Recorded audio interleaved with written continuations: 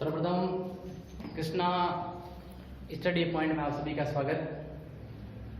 विशेष रूप से ये जो कक्षाएं हैं ये पीटीटी और बीएसटीसी को ध्यान में रखते हुए तैयार की गई है। बीएसटीसी में एक महत्वपूर्ण टॉपिक है दिशा और दूरी। लगभग सभी जो कंपटीशन एग्जाम्स होते हैं उनके अंदर दिशा और दूरी से संबंधित 2 से 3 क्वेश्चन हमेशा पूछे जाते हैं।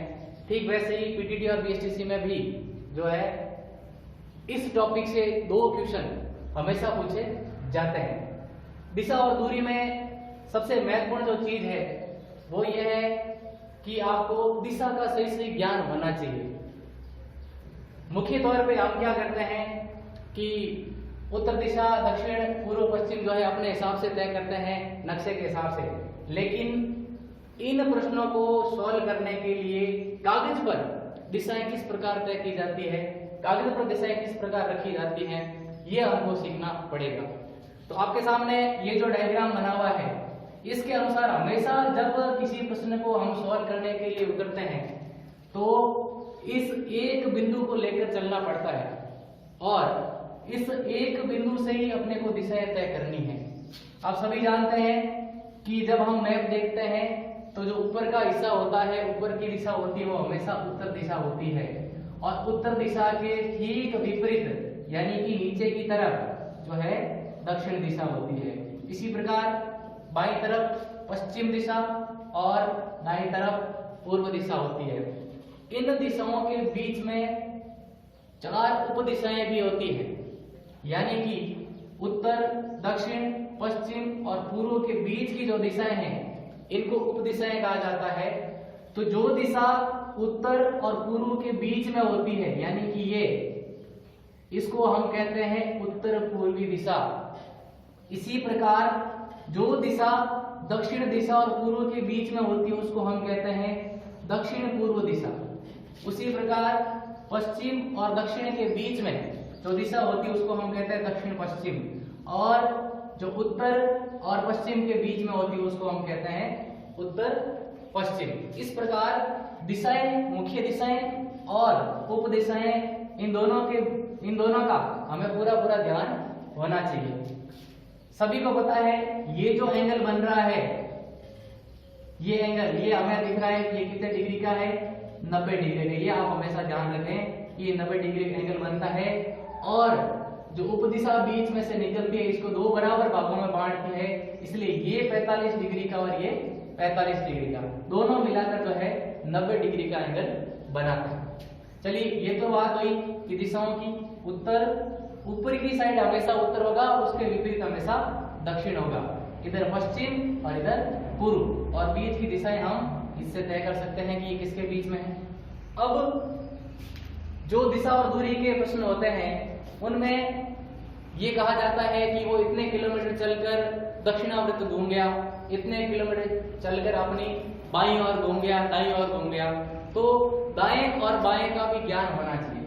दाएं का मतलब है आपका राइट हैंड यानी राइट साइड, कागज पर लिखते हुए राइट साइड, और बाएं का मतलब है लेफ्ट साइड, यानी कि जब वो कहे कि आपको दाएं मुड़ना है, यदि कोई व्यक्ति उत्तर दिशा की ओर चल रहा है और उसको कहा जाए कि उत्तर दिशा में चलते हुए अपनी दाईं तरफ मुड़ा है तो इस तरफ मुड़ेगा यानी कि राइट साइड में मुड़ेगा।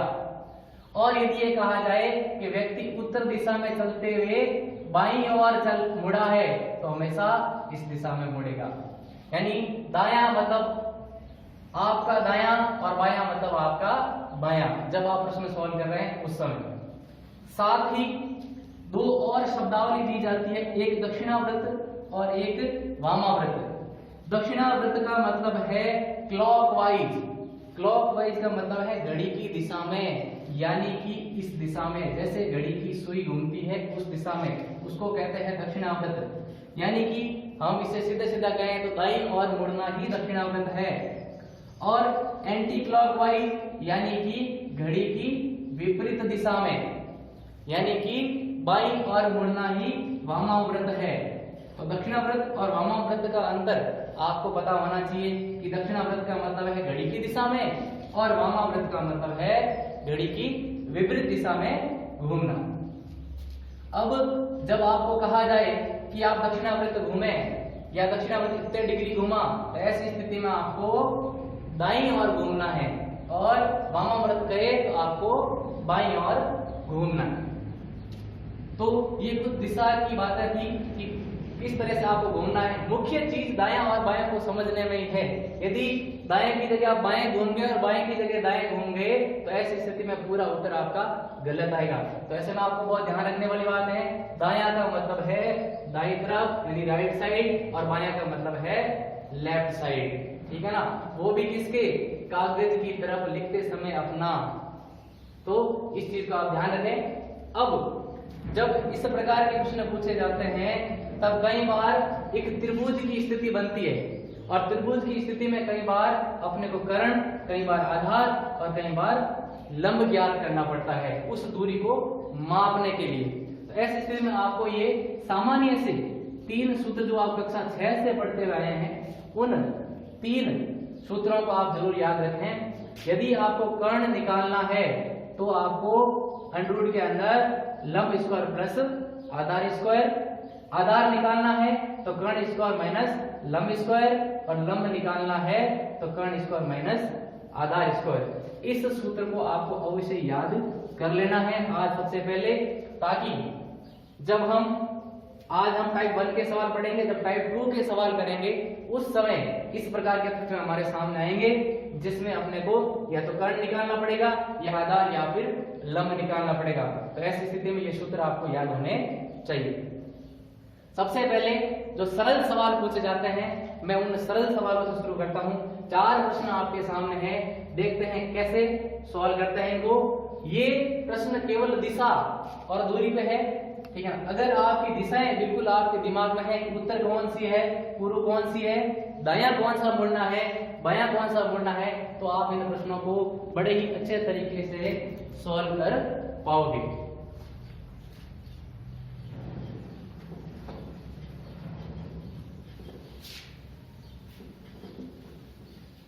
देखिए पहला प्रश्न जो है वो ये कह रहा है कि राजू 25 किलोमीटर उत्तर की ओर चला। हमेशा जब प्रश्न का उत्तर शुरू करो तो एक मध्यम बिंदु बना ले कि ये व्यक्ति यहां से शुरू हुआ है। अब किस ओर चला है, उत्तर की ओर। तो हमने देखा उत्तर कहां होता है, उत्तर होता है ऊपर की ओर, यानी हमने इसको ऊपर की ओर चलाया। कितना चलाया, इसने कहा ये 25 किलोमीटर चला है, तो हम यहाँ लिख देंगे कि ये 25 किलोमीटर कहां चला है, उत्तर की ओर चला है। फिर बाएं मुड़कर अब ऐसे जा रहा है, इसका बायां किधर हुआ, इस तरफ लेफ्ट साइड की ओर। किधर घुमा, लेफ्ट की ओर घुमा, और कितना चला, 5 किलोमीटर। कितना चला, 5 किलोमीटर। उत्तर की ओर 25 किलोमीटर चला, उसके बाद बाएं मुड़ा और 5 किलोमीटर चला। फिर दाएं मुड़कर 5 किलोमीटर चला।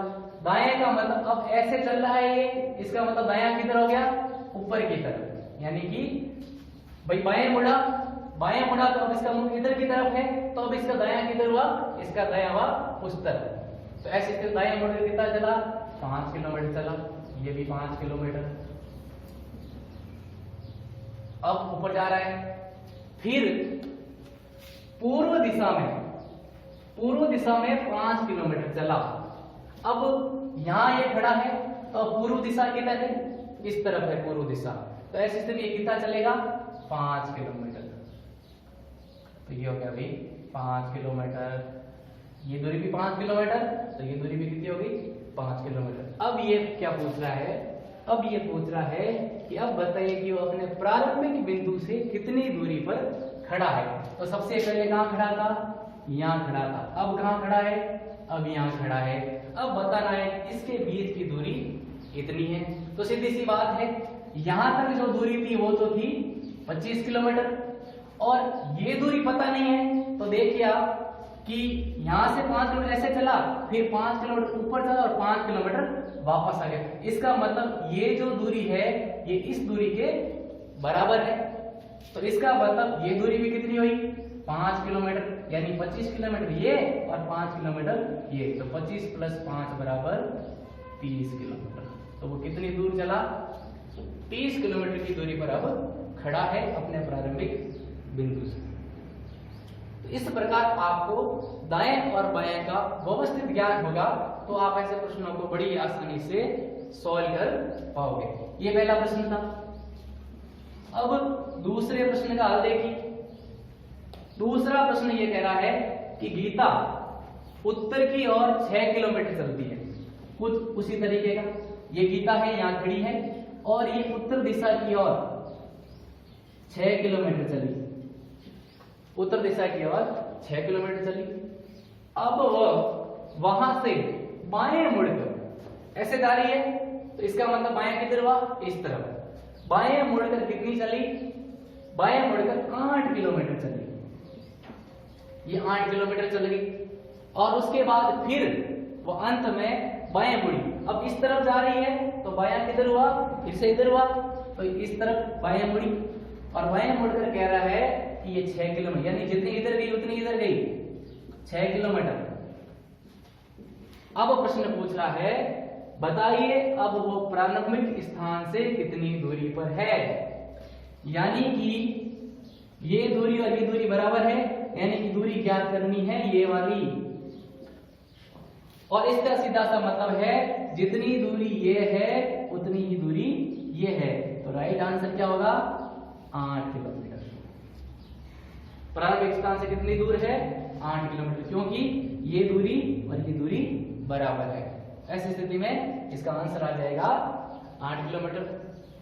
आई होप आपको समझ में आया होगा। देखते हैं तीसरा प्रश्न।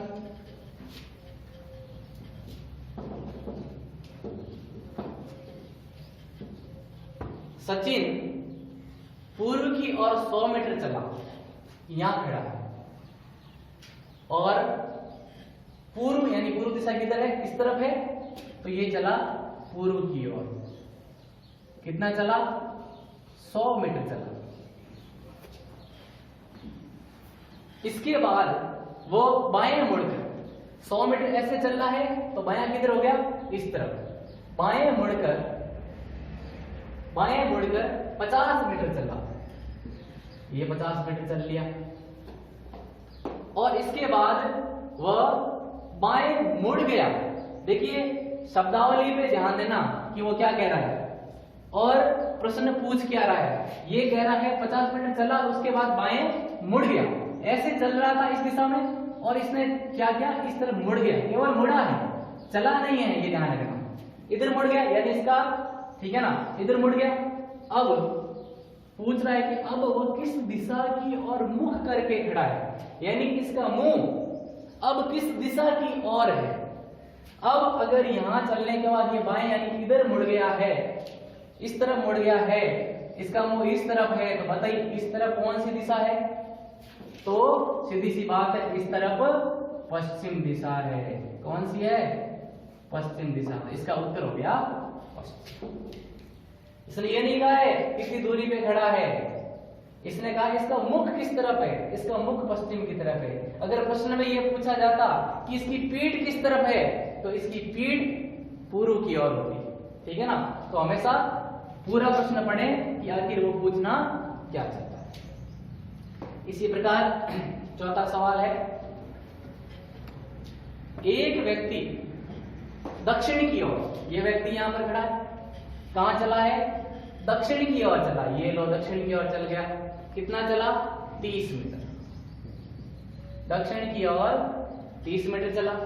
इसके बाद वह दाईं ओर मुड़कर अब ऐसे जा रहा है, नीचे की तरफ जा रहा है दक्षिण की ओर, तो अब इसका दायां किधर हो गया? इस तरफ हो गया, ठीक है ना। तो ये इसका दायां मुड़ा और इसके बाद दाईं ओर मुड़कर पुनः 30 मीटर, फिर से कितना चला? 30 मीटर चला। दाईं ओर मुड़कर 30 मीटर जाता है, फिर बाईं ओर मुड़कर अब ऐसे जा रहा है, तो बायां किधर हो गया? बायां इधर हो गया।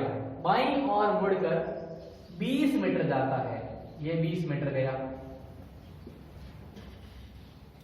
बाईं ओर मुड़कर 20 मीटर जाता और पुनः वह अपने बाईं ओर अब ऐसे जा रहा है नीचे की ओर, तो बायां किधर हो गया? फिर से इधर हो गया। इधर मुड़कर कितना चला? 30 मीटर। कितना? 30 मीटर। अब प्रश्न क्या पूछ रहा है? अब ये प्रश्न पूछ रहा है बताइए वह अपने प्रारंभिक स्थान से कितनी दूरी पर है। यानी कि अब ये यहाँ पर खड़ा है, पहले कहाँ खड़ा था? पहले यहाँ खड़ा था। तो ऐसी स्थिति में अब बताना है इस बिंदु और इस बिंदु के बीच में कितनी दूरी है। तो यहाँ से यहाँ तक की दूरी तो अपने को पता है कितनी है, 30 मीटर। अब बात आती है कि ये दूरी कितनी है। तो सीधी सी बात है, जब ये दोनों दूरियां बराबर है तो ये और ये दूरी भी बराबर ही होगी। ऐसी स्थिति में जब ये 20 मीटर है तो ये भी कितना हुआ, 20 मीटर। तो अगर हम देखें तो ये 20 मीटर प्लस ये वाले 20 मीटर तो बराबर हो जाएगा 50 मीटर। यानी कि इसके प्रारंभिक बिंदु से अंतिम बिंदु की दूरी जो है वो है 50 मीटर। इस प्रकार आप किसी एक बिंदु से दूसरे बिंदु के बीच की दूरी या किसी व्यक्ति के एक स्थान से चलने के बाद जो दूसरी दिशा परिवर्तित होती है उस दिशा को ज्ञात कर सकते हैं। मुख्य शर्त यही है कि आपको दाएं बाएं और दिशा का पूरा ज्ञान होना चाहिए कि पूर्व दिशा कौन सी है, पश्चिम कौन सी है, उत्तर कौन सी, दक्षिण कौन सी और इनके बीच की दिशा कौन सी है। साथ ही दाएं और बाएं मुड़ने का भी आपको ध्यान रखना पड़ेगा। देखिए जब हम उत्तर की ओर चलेंगे तो जब दाएं मुड़ने का कहेंगे तो हम किधर मुड़ेंगे, लेकिन जब हम दक्षिण की ओर जा रहे हैं और कह रहे हैं कि दाएं मुड़ो तो दाएं किधर होगा, क्योंकि अब हमारा मुख नीचे की तरफ है, जबकि उत्तर की ओर जाते समय हमारा मुख ऊपर की तरफ था। तो हमेशा ध्यान रखें कागज की दिशा में जिस तरफ चल रहे हैं उस तरफ आपका जिधर मुख है उस हिसाब से आपका दायां और बायां होगा। ठीक है, थैंक यू।